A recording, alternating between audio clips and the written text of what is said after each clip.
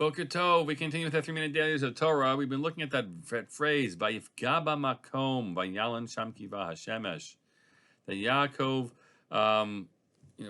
came into the place and he lay there because he chose to lay down there because the sun had set. Yesterday we talked about that phrase, Vayifga b'makom, maybe meaning that he interceded and made supplication of God, God being the makom.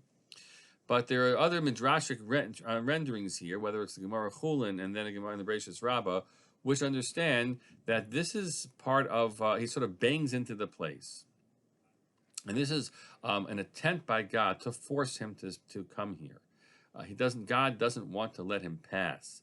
So, Vayalan Sham Kiva Hashemesh, because the sun set. Now, that's a standard phrase. Ba Hashemesh means the sunset, but the Midrash reads it, no.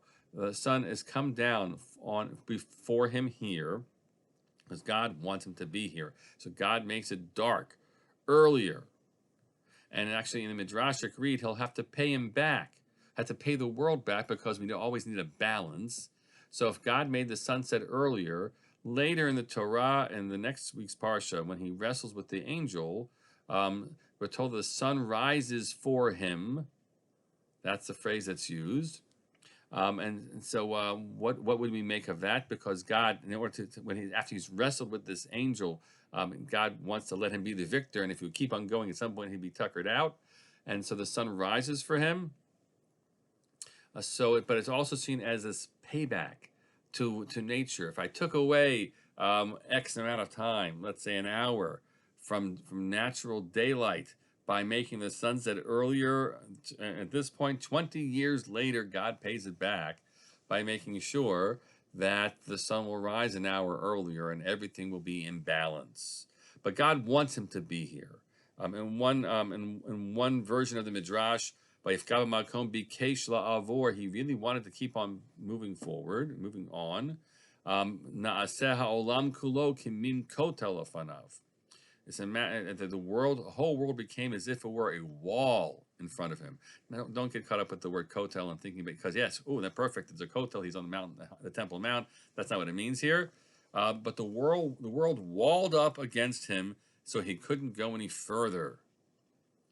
And that's the notion of Vayifga b'makom, which implies again that he sort of came in direct contact with the place. Really understand it that way. It wouldn't let him pass. It blocked him from going beyond because God says you need to be here now. I'll bring down the sun.